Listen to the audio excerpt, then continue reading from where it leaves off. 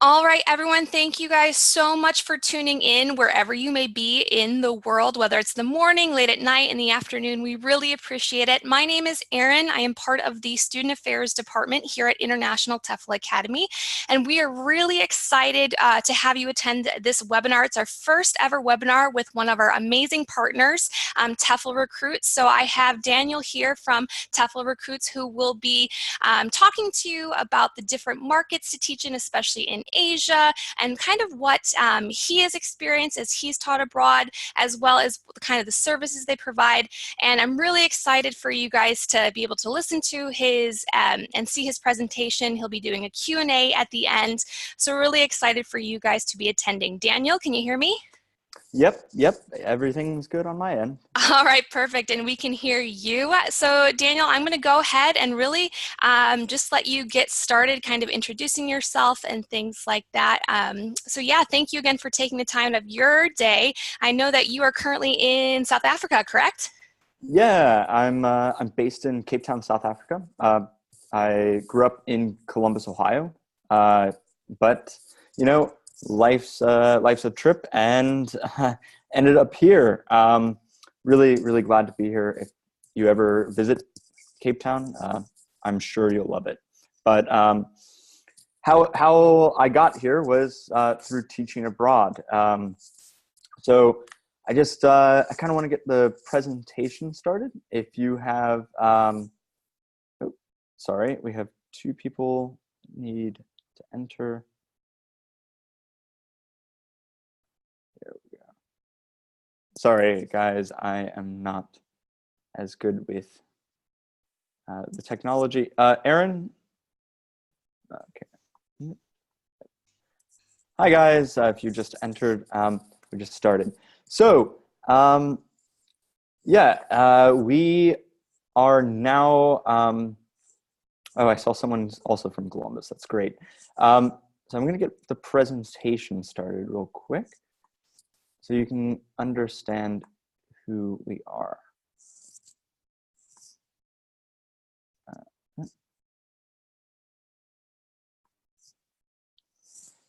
All right, can everybody see this properly? Just type yes or no.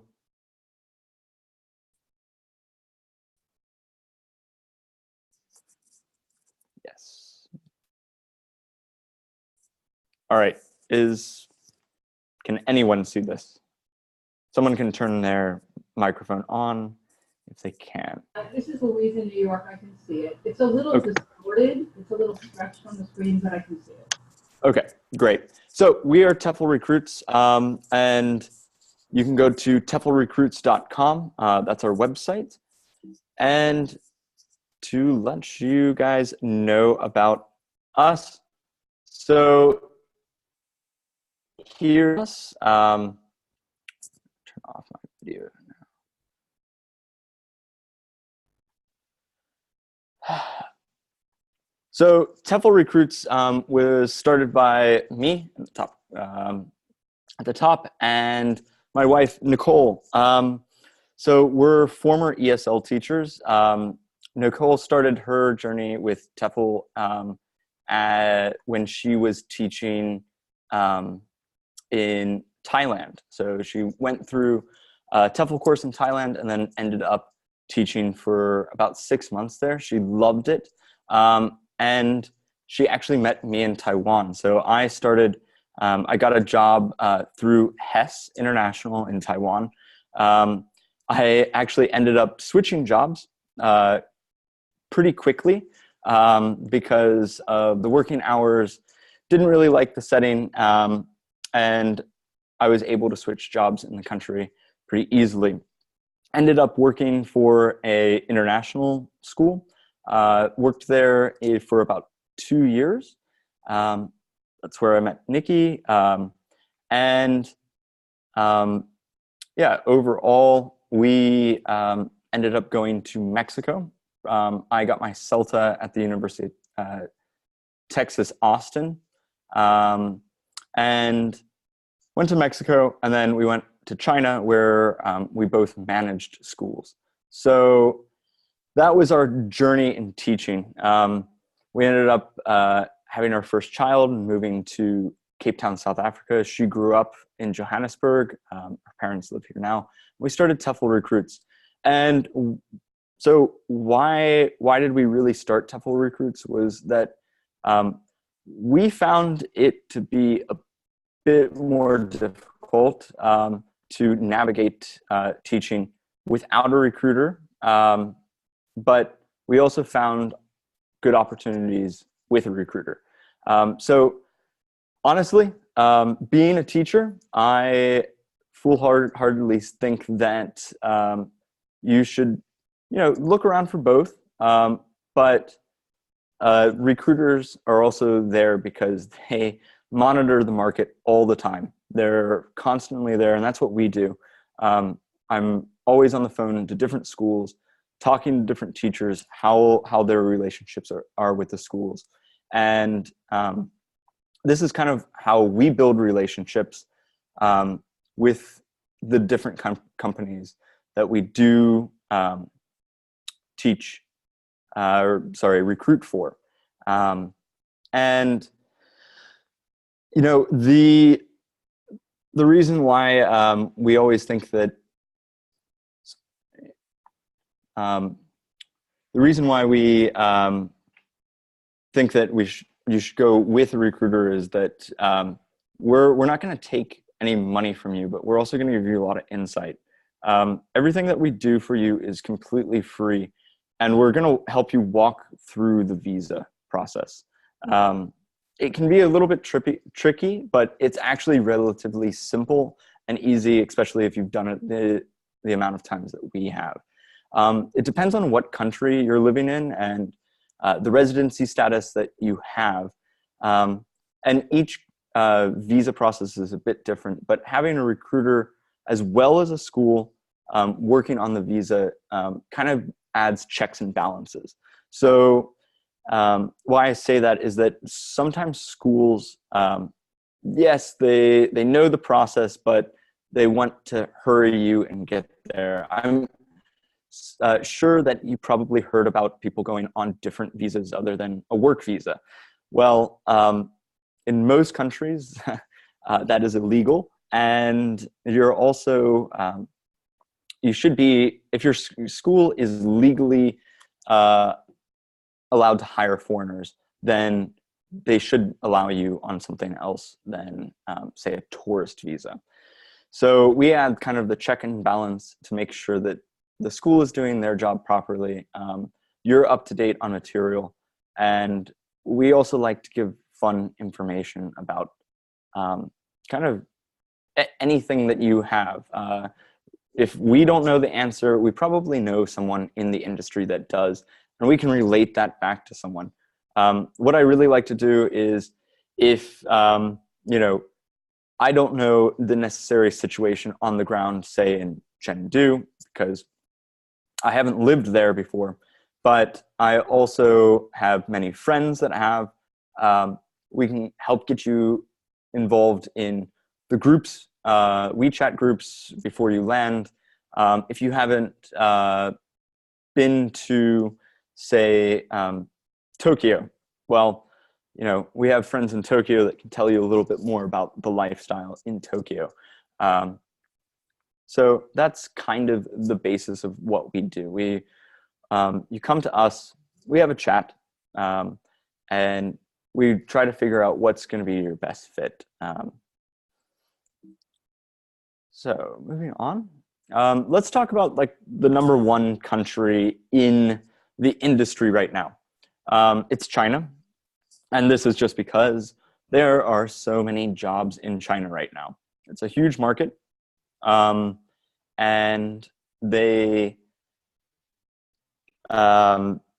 it's a diverse market. It's not just, one size fits all. There's tons of different settings that you can be in. China has a huge geography, and you can be in big cities where you're going to have all your amenities that you are in the West. You'll have pizza, steaks, stuff like that. If you really are craving something, I always craved a hamburger, and there was really only McDonald's. in the city that I was living in. But then there's the smaller cities where you're going to really be kind of thrown into China. And when I say thrown into China, that isn't necessarily a bad thing. It depends on your tolerance level. And I'll get back to that a little bit. But you're going to have to immerse yourself a little bit more deeply and make friends with the locals, because basically the Chinese market goes from, you could speak to no one that's Chinese and only hang out with foreigners, to there's no foreigner, or there's one or two in the town and most of your friends are Chinese. We do not actually typically recruit for very, very small towns. This is because of my past experience. I've worked in a tiny, tiny town in Taiwan, and even though it was really accessible, I felt that there was a lot of pressure on me, because I couldn't relate to anyone. Everybody spoke Chinese, and I couldn't really get out that much. I felt pretty lonely, and I don't really want that to happen to anyone that's going to a new country. So in China, there is, sorry, I'm going to answer this question that we had. Estimated salary range is plus housing or including housing. So yeah, the 16,000 to 25,000, that is, that's a good question. That is just your salary. There is usually a housing package on top of that. So there would be free housing or a housing stipend on top of this package.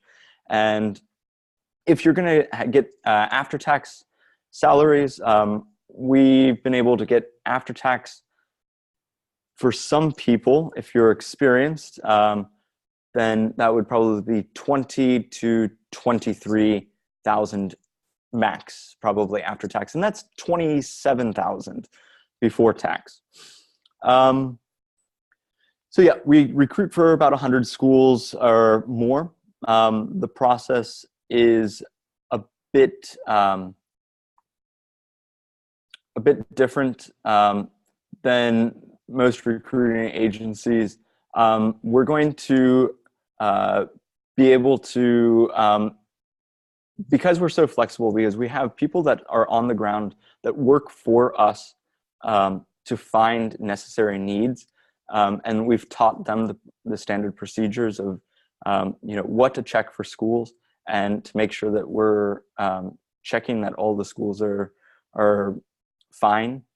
We have a little bit more flexibility than what is actually on our job board. So if you ever go to our website, that's probably only half of what is actually available.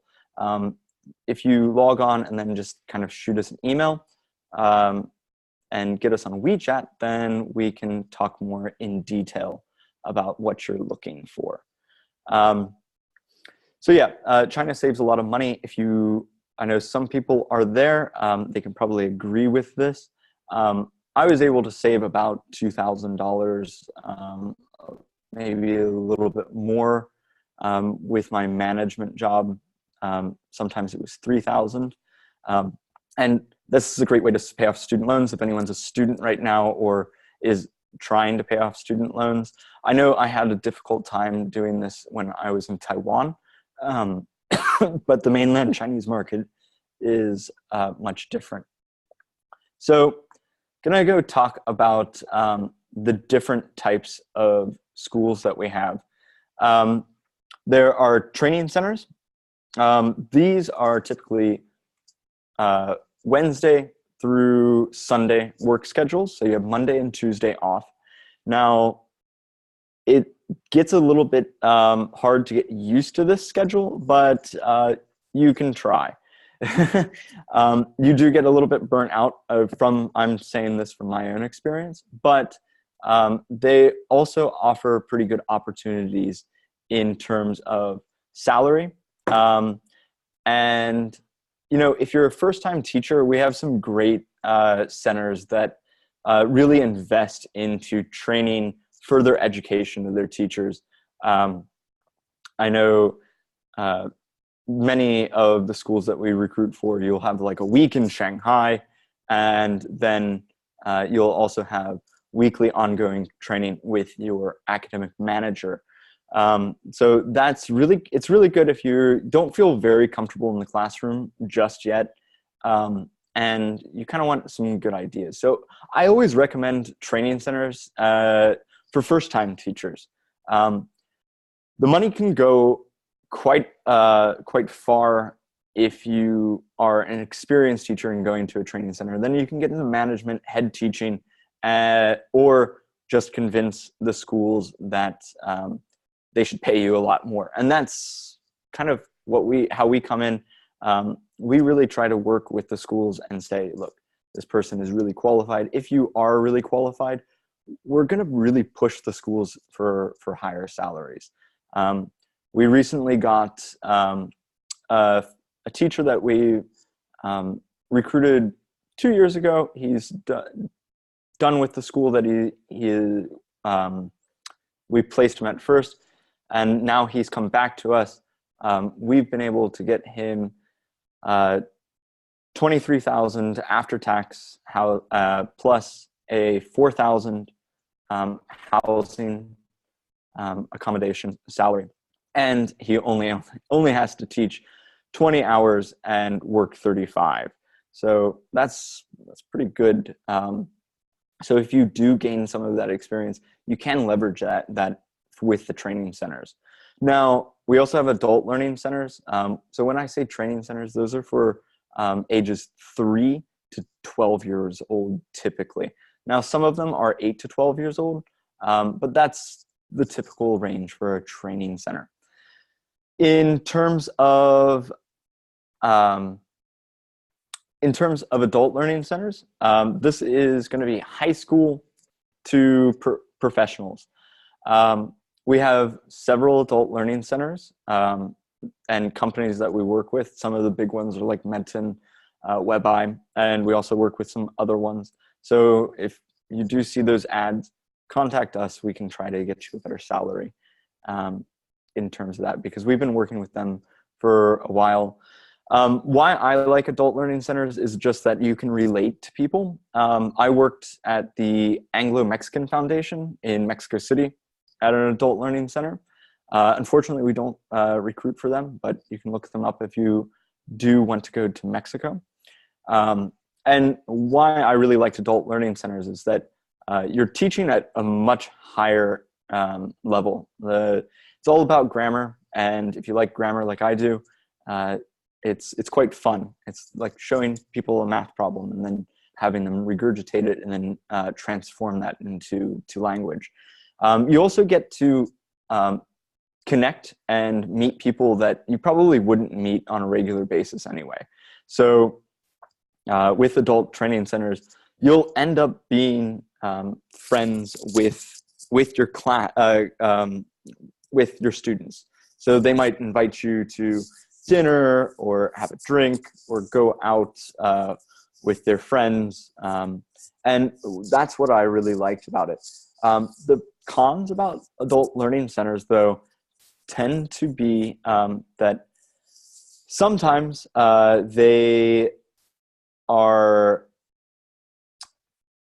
sometimes their schedules don't really work out. Sometimes you're working, you work all week, but you have Monday off and then you have Wednesday off. So you don't have a 2-day work schedule. And this is what they advertise online.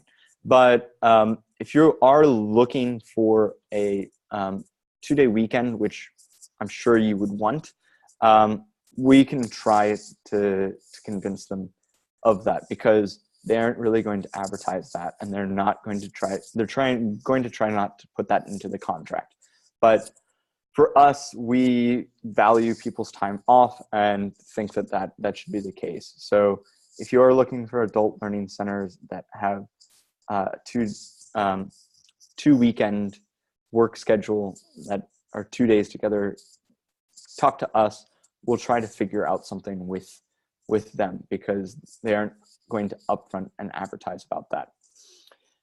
Adult learning centers, you're going to probably make anywhere from, say, 15 to 20,000 RMB plus housing. They do it on a scale typically of what city that you're living in. So if you're living in Beijing, you're going to get a higher salary, and your maximum can max out higher than it can, say, in a smaller city or a third tier city. Your max probably will only go up to 17,000. And this is that they're adding in cost of living expenses. So universities, we do work with several universities. So the pros of universities work is the same kind of as adult learning centers. You're going to kind of make friends with your students. They're going to be young adults. They're going to be really kind of, if they're learning English, they're going to be interested in your home country, and they're also going to be interested in what your country is like, and interested in you. So it would be fun to go out with your students. However, there is another pro: low working hours. You tend not to work that often. You might only have to teach a few classes a day, if that, and then the rest of your time is spent to do what you like. However, the cons are low pay. So universities probably only pay around 10, maybe 12,000, and this is kind of the downside. What people do, and friends that I have that have worked at universities, they typically make money on the side by tutoring their own students. So, or they get with another company and they work part-time. Now, it is typically illegal to work at another company, but it's common practice. If someone needs a demo lesson and they need someone in there, they'll probably pay you around 300 RMB to do the demo, sometimes more. And then that's easy money. You've just made some money for the day. Now, we also do international schools. So getting into international schools and the rest of the bottom, international schools, kindergartens, and public schools. So training centers, we recruit all year round. Adult learning centers, all year round. And these typically, you can find a job anytime. Universities, international schools, kindergartens, and public schools will recruit mainly in August, September, and then February, and then possibly March. Now, this is when they want you to come. So I always say that you should apply 3 months in advance, 3 or 4 months in advance. And why I say that is that we're going to take probably a week or two to find you 5 or 6 interviews, and then after you've done the interviews and after we've gone through the contracts and you sign a contract, then it's on to the visa process, and that can take up to 2 months if you aren't very prepared about that. So international schools, we do have them. Some of our ITA alumni have gotten to go to some of the international schools, which is great. And they've only had a TOEFL certificate. But typically, international schools want people with at least 2 years experience in a TOEFL certificate, or they want someone that has a PGCE, that's a postgraduate certificate in education. For Americans, I didn't know, like myself, I did not know what a PGC was until I started teaching internationally. A postgraduate certificate of education, you can actually get them online as well. And these are teaching certificates for the UK and the British system. So those will they're shorter than the master's programs in the US for teaching, and they also get you into the international school circuit. International schools, the best thing about them is their holidays. Some of our international schools in China pay 3 months fully paid holidays, and they also have generous salaries. So you're going to probably see at least 20,000 after tax for a salary, possibly 18,000 depending on the location, but then you're also going to have a generous vacation package. Now, kindergartens, our international kindergartens, which most of them are similar. You don't need the postgraduate certificate in education, but you do need a TEFL certificate.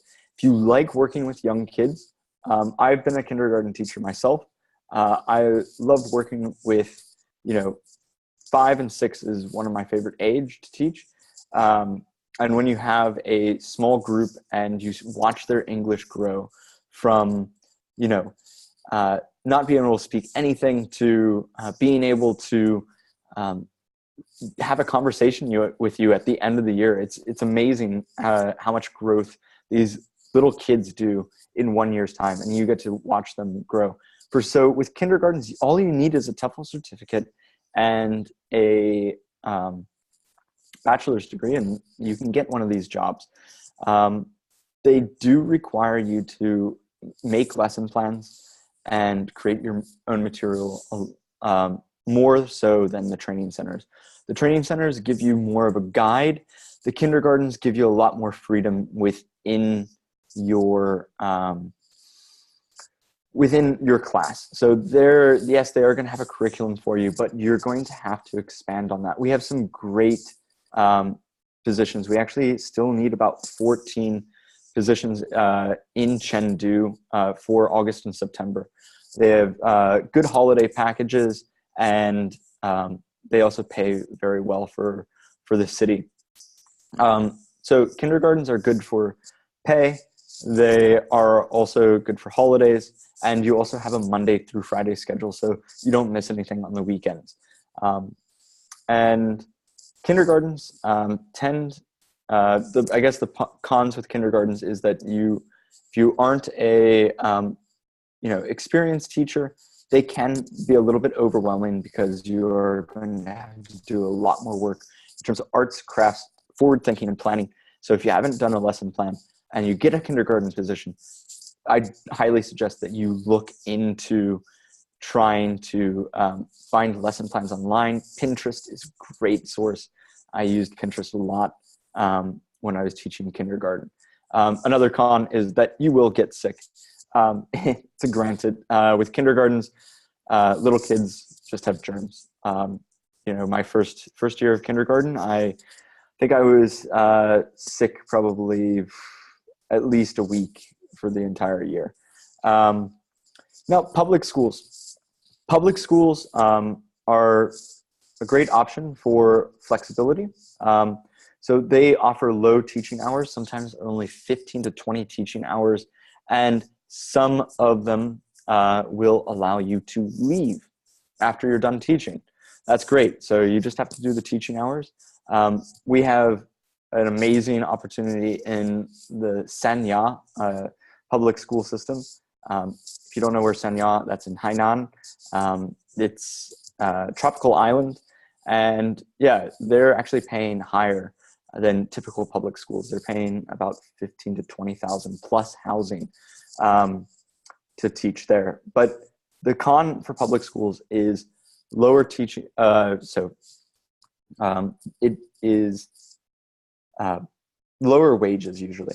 So if you're going to apply to places like Shenzhen or Shanghai or Beijing, your public schools are probably going to only pay you maybe 15,000, 14,000 plus some housing money.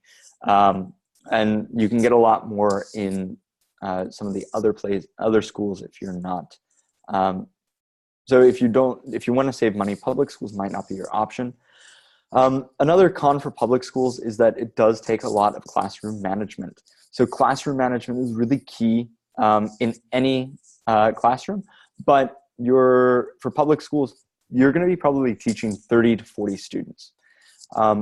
They do have low class times, so probably only going to be teaching 45 minutes, and that's probably barely going to get you through your lesson.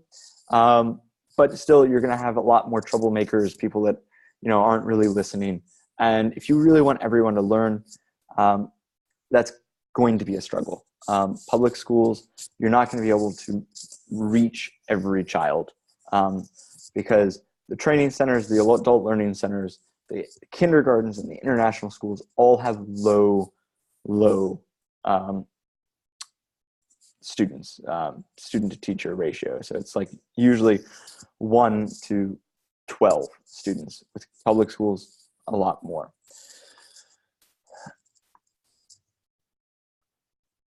Oh, sorry. Feedback. Is everybody hearing the feedback?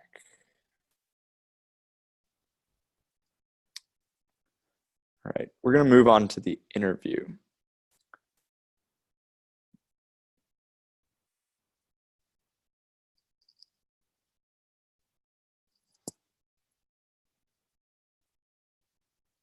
Let's see if I can do something with the feedback.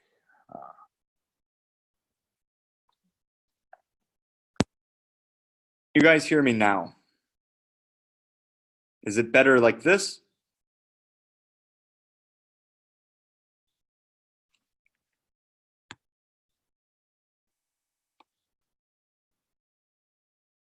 Oh. Okay, so, well, I'll just take my microphone off. All right, so in terms of the interview, we're, unlike most recruitment agencies, we really invest on the interview. We make sure that you do it properly.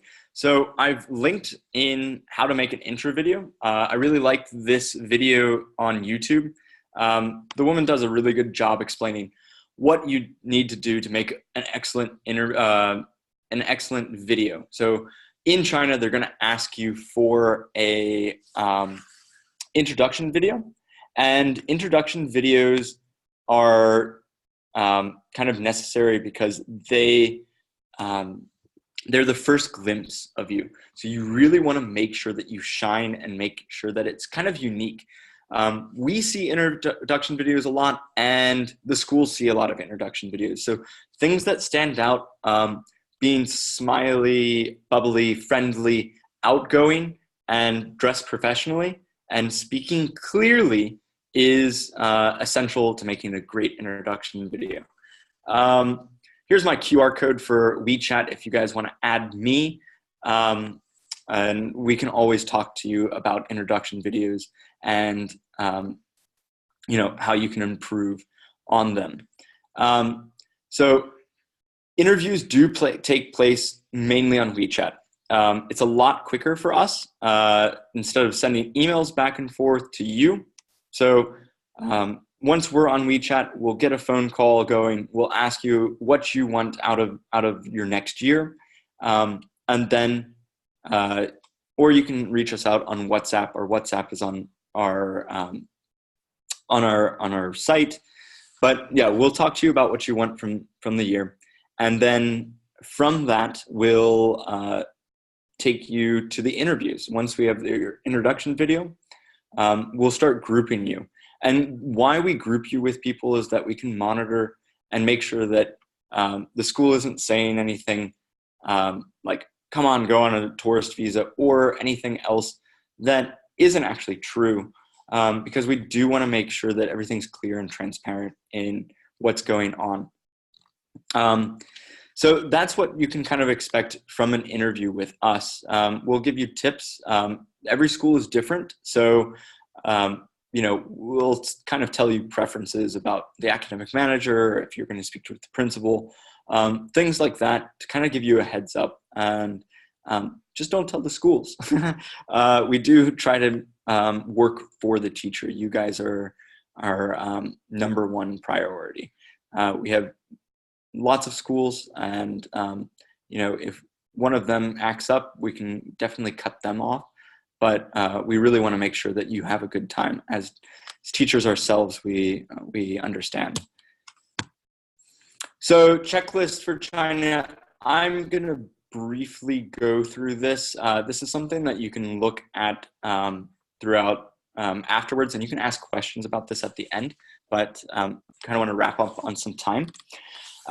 So bachelor's degree or above, you're going to need a TOEFL certificate or 2 years teaching experience. You'll need a header from your company that or school that shows that you've done 2 years teaching experience. There's a guideline for this, so you might actually have to make a new one. Now, you'll need to be a native speaker to get a legal Z visa. We do not deal with non-natives. This is just because, I'm sorry, non-natives, and I hate this term because I know so many people that are from non-native countries, in quotation marks, that are great teachers. I've worked with many, but this is a government policy that we have to stick by and make sure that we're 100% legal and that we're making sure that everyone is safe. You can get jobs through other people, just not with us. There is a native speakers list. The native speakers list last year was updated. So some of the islands in the Caribbean are also listed. If you want to PM me or shoot us an email, we can send you the full list of native speakers. Health checks are done in China. You don't need to do one.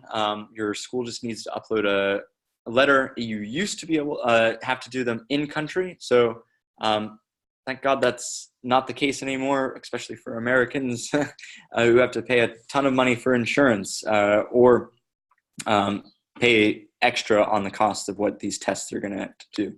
So you'll just sign a list saying that you don't have a list of diseases such as HIV, AIDS, cancer, tuberculosis, or hepatitis before going. And then you go there, you'll get the medical check done in your first week or two. You'll need to have a clean, clear criminal record.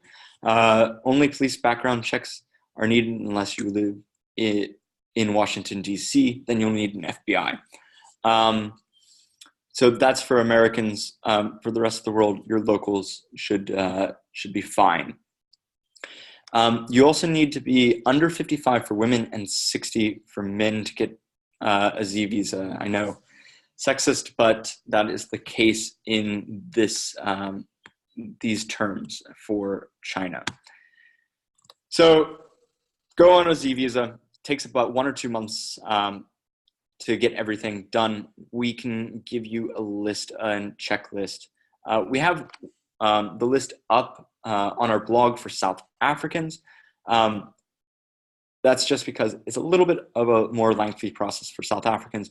We tend to just send the list to Americans and Brits, Aussies, and so forth for their applications. It's pretty simple. So we needed to post. There's a lot of confusion in South Africa, so we needed to clear some things up.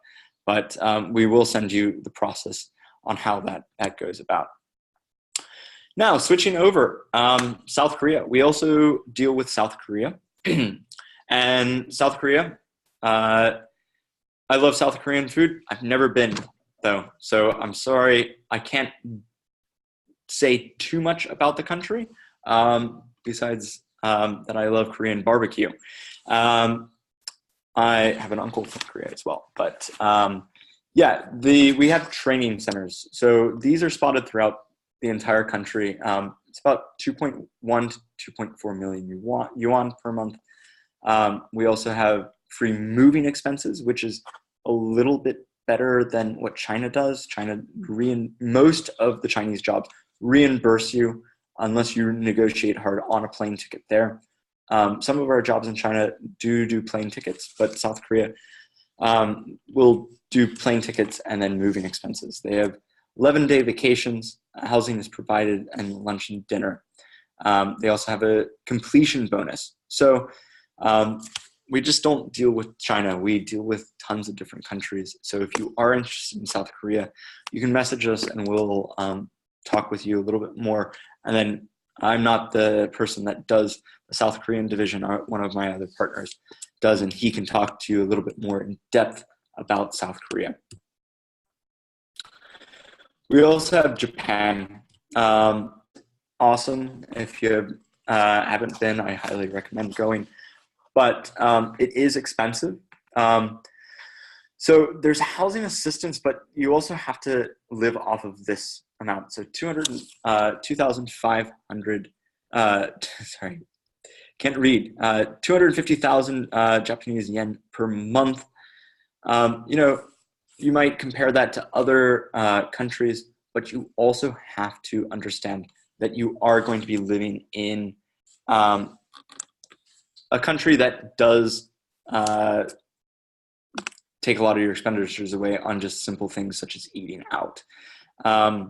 So yeah, if you're interested in Japan, mostly in Tokyo, we might be able to figure out other areas as well. We're trying to get into that market more. Now, Vietnam.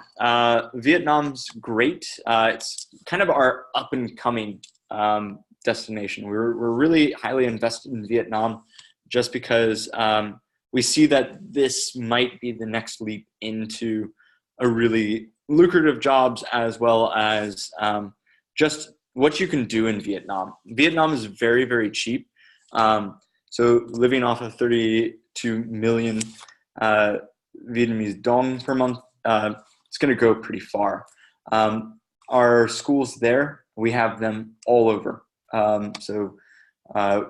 We have about, I think, 35 different training centers all over the country. And this is the basic outline of what the training centers can provide. And there are some opportunities that if you want to work outside of one of the major cities, that you can get a higher salary. So there are also opportunities for career development. We know some people in the training centers that have moved to become from teachers to now they're doing marketing for the company. They're doing curriculum development. They're doing a lot more things. So this might be able to get you a foothold into doing other things. So Saudi Arabia. So we do the Middle East as well. We have a few jobs in the UAE, as well as some other countries that I'll list a little bit later. But Saudi Arabia, we have a lot of university positions and international school positions. The great thing about Saudi Arabia is that there's no tax. Now, we caution people and we have a good talk with you about Saudi Arabia because this is one of our countries that we don't take lightly for people to move abroad unless you are familiar with the culture and the cultural changes that you're going to have to face when getting there. Going into China or Japan or one of the other countries that I mentioned, you are going to experience that culture shock. There's going to be a wave of happiness in the first 3 months and then a little bit of a depression dip. And then you'll come back up and see everything in a new light again. With Saudi Arabia, you have to get in line with the culture immediately. So there are some pros and cons with Saudi Arabia. It is, a place that has a lot of history, and there are opportunities there at some of the great international schools. International schools, you're going to need PGCE or some kind of experience to get into working at international schools. But the university positions, all you need is a TEFL certificate. Same thing, adult level students, lower teaching hours, and an opportunity to save. They also have quite a lot of holidays and paid vacations throughout the year as well. Applications, interview process. We'll talk about the application process, interview process, and visa process if you do apply. This is kind of a very case-to-case basis, and we like to talk to people privately about how they feel they are prepared for Saudi Arabia. So the countries that we do recruit for are China, Vietnam, Japan, South Korea, Myanmar, which is a new one, and also kind of an up-and-coming in the ESL industry in itself. Kyrgyzstan, it's kind of off the beaten track. We have a great school in Kyrgyzstan. You can learn Russian if you want. or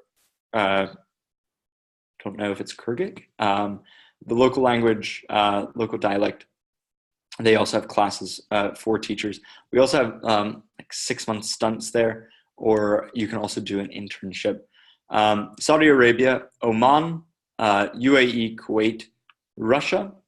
We also have some internship programs there, as well as working programs.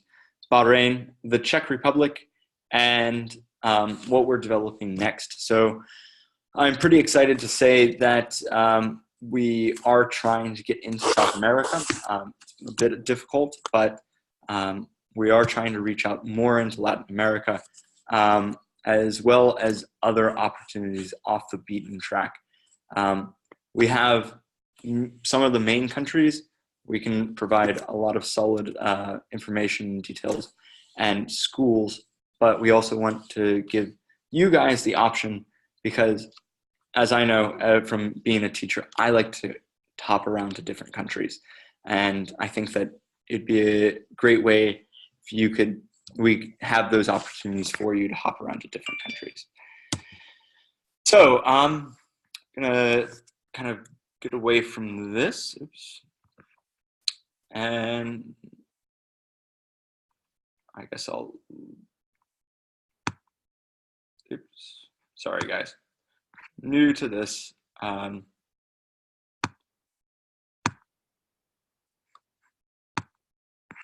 Share this. I'm gonna start with questions. So does anyone have any questions?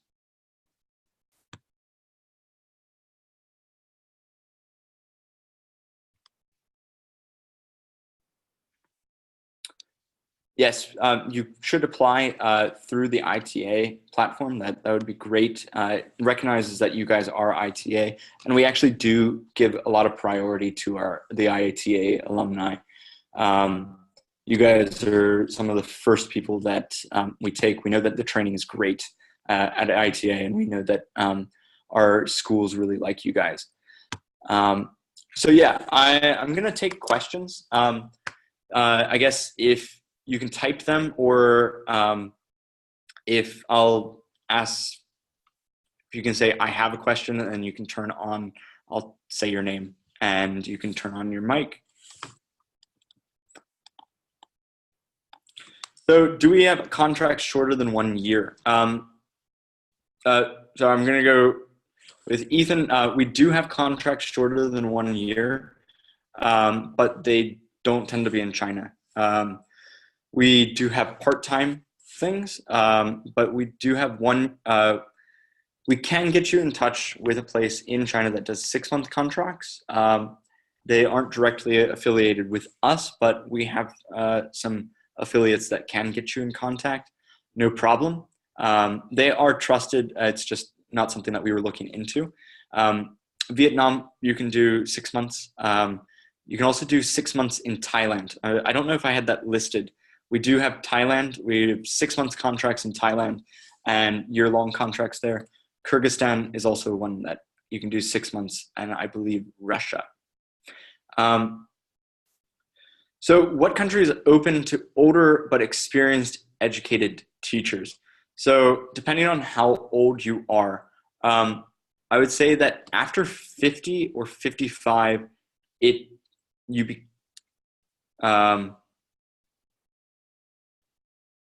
so after 50 or 55, there becomes problems with visas and different kinds of issues with getting the visas. It's not sometimes the company doesn't want to hire you. It's the problem with the government. At 70, it might be a little bit harder.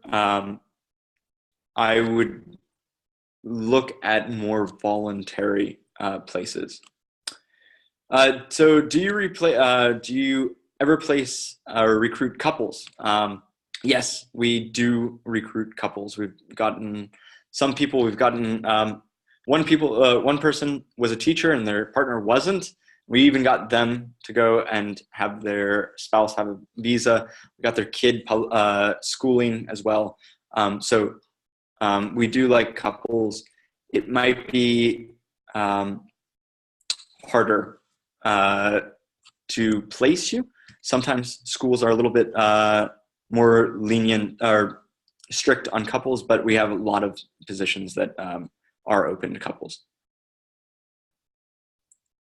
So yeah, Latin America, Asia for people older than 70. Yes. Any other questions?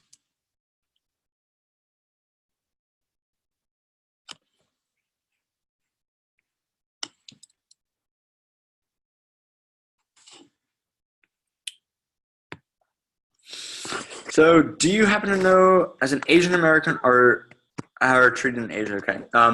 How Asian Americans are treated in Asia? Yes. So let's talk about race and racism a bit. I like to be kind of blunt. I wasn't going to do this in the webinar, but I will, because we talk about this because in Asia there are preferences to Caucasians for teaching jobs. That's just the market. It's not something that I like to deal with, and we make sure that we can provide everyone opportunities. So we do have schools that are open to everyone. We try to avoid schools that are, just looking for one type of person. That's not what teachers are. You are going to, I can't speak from this on a personal level because I'm not an Asian American, but I know some friends that are and have taught in China. They have done very well for themselves. They've gotten up to management levels and stuff like that. You are going to get questions. You're going to get, no, I had a friend who is Vietnamese American and in Taiwan, and that he always was like, no, you're Taiwanese. And he's like, no, I can't even speak Chinese. I'm American. And so there are going to be a lot of questions. What are the most important questions to ask a potential job while applying? I.e., what are some ways in which the applicant are most likely to get screwed over? You mentioned okay. So yeah, be prepared for an interview. If you go through us, you're probably going to know a little bit about it before going, or we're going to give you a brief, or you can ask us questions before going in. So you're going to be a little bit well prepared. But if you're applying just random jobs online, there will be some things like holidays. Are holidays paid? When are they? Do you have to make up holidays, especially in China? Do you have to make up holidays? Other things that you might need to talk about are, teaching hours, sick leave off. Sometimes if you're sick, they deduct that from your salary. If so, how much? There's some things that I would ask. I would also ask, are we talking about after tax, before tax salaries? We have a tax calculator that we can tell you, if they give you before tax, we can tell you what your salary is after tax.